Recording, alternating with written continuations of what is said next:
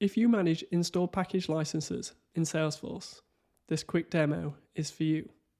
Based on customers' requests, this grid was introduced in version 6.49 to make license management much easier. From here, you can easily view and filter and delete user package licenses to free up licenses across installed apps. For example, we can filter by package namespace, such as Raven Apps or any other installed provider. We could also filter by users who are no longer active. Another option is filtering by user type. In this customer example, we're specifically focusing on Experience Cloud or portal users. So I'll add these options in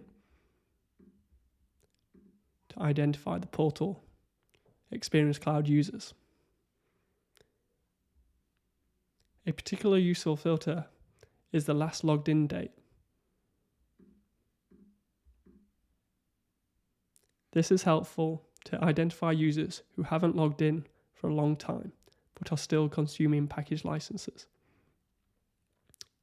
We'll now delete Kim Smith from utilizing a license. Now, if we switch to Salesforce's Package Manager screen, we can see Kim is still here. After refreshing,